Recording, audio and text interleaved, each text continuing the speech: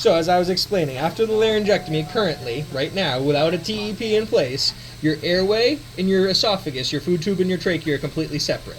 So it's impossible for the food or the drink to be in the esophagus and jump over into the trachea. Okay?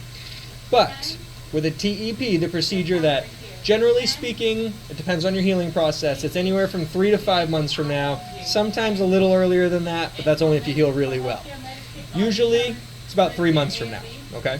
So you'll be using that, and that's why it's important for us to train you on that other device. People say, why do I need to learn that? It's because you'll be using it temporarily, but even once you get the TEP, every once in a while things go wrong with it and it needs to be addressed, so you'll be using that to supplement in the in between, basically. So you'll always have that as a secondary backup, basically. But anyway, like I was saying, the TEP is a procedure, a day procedure, very quick. They go in and they puncture a hole between your trachea and your esophagus, and they connect it through a little piece of silicone tubing, okay? And that tube has a door in it. So what that door allows is when you eat and drink, the food goes down and the drink goes down, and the door keeps it closed. It prevents the flow from the drinks from the esophagus into the food tube, so you don't have it go in your lungs. We don't want that. But what it does allow you to do is if you cover your neck with the hole in your neck with your finger, or if you press on your HME, which is a button, and you go to exhale, the air comes up from your lungs, but it can't go out because you're physically blocking it. It puts pressure on that door, and that door opens. It then sends the air from the airway into your food tube. Your food tube then vibrates similarly to a belch, and you're able to speak. So you take a breath, you cover, you talk, release, cover, talk, and that's basically how you will talk. Okay? Wow.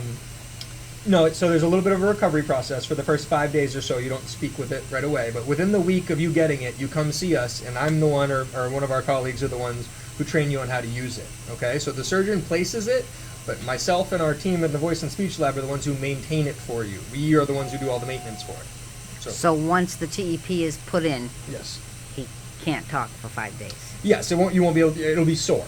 And the reason we just need to let the area heal that they did the little mini operation on, okay? And then within about 5 days, you come see us. We show you how to clean it. We get you talking with it and things like that. Now, TEPs do have a lifespan. We don't know exactly how long the lifespan for your TEP will last. It depends on how quickly your body starts to break it down or give it complications. Generally speaking, on the earlier side, it's about 2.5 months. On the longer side, it's upwards of a year. And there's a large range in between that. Some people go 2 months, 3 months. Some people go 5 to 6 months. Some people go 8 months consistently. We don't know. So how do you know when it would? So how do we know? Yeah. So you're drinking your morning coffee in the morning, or whatever you drink in the morning, whatever you like to drink. Eventually, when you're able to. Yeah. I know you can't right now. Yeah, tea. I'm just saying, tea. Whatever Good. you go to drink in the Yep. day, right? Yep. Whatever it might be. And you cough, right? And you cough, you cover your stoma, and you look down.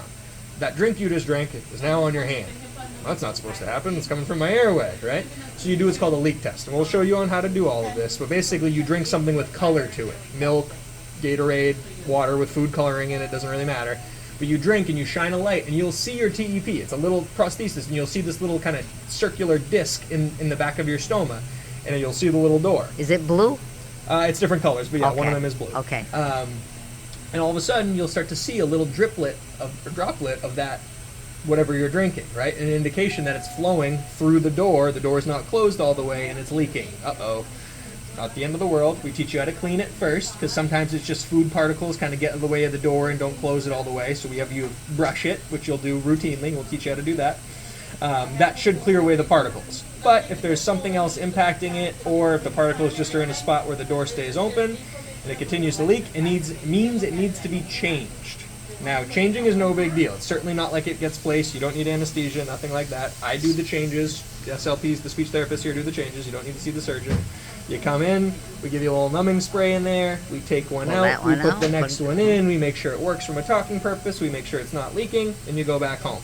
And our job is to basically make sure you at least get the 2 months. The national average everywhere is only 2.5 months, believe it or not. But our office prides ourselves on trying to extend that much longer, because we know it's a commute in, it's another trip to the hospital, etc., right?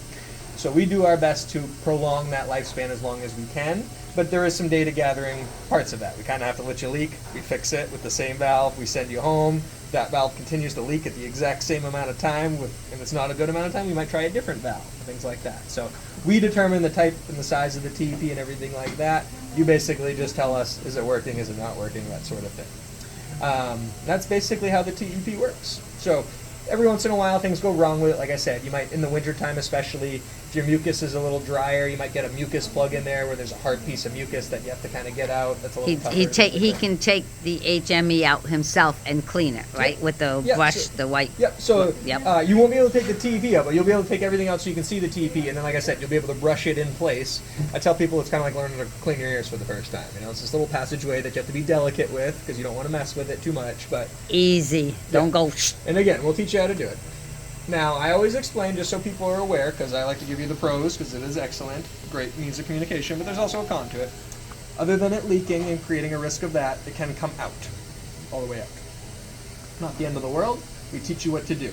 Basically, there's a rubber catheter, kind of like one of these, and you're expected to just feed it into the puncture hole to keep it open. Because it's such a small puncture that if you wait a few days, it will start to close and your body will start to heal it, right? No different than why you wear a Larry tube right now.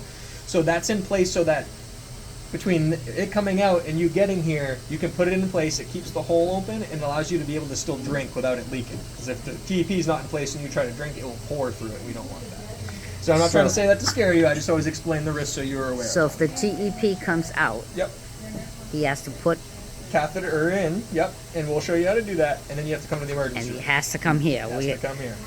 But Now you can we'll, go to another hospital and they'll put the catheter in, but then it would have to come here to get it changed. So yeah, so avoid going to two hospitals. Just come you here. just come here. We often tell patients you're going to be doing education to the staff there, whatever hospital it might be, because laryngectomies are a rare population. TEPs are a subcategory of that population, so it's even rare. So a lot of the time, unfortunately, smaller community hospitals have no idea what it is. So he'll be okay because we'd have to figure out rides here. Yep.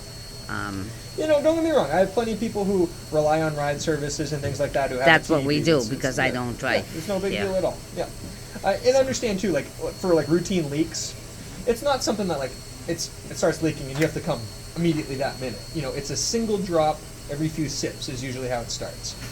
If you clean it, you can usually prevent it, but that's usually an indication like, all right, we should start thinking about going to Mass Eye or you know what I mean. so we call you to tell you what's Yep, we going on, and we're on call, our way. And we have certain slots built into our schedule, so even though we book out quite a ways, we always have some slots throughout the day to fit a TEP patient in if needed.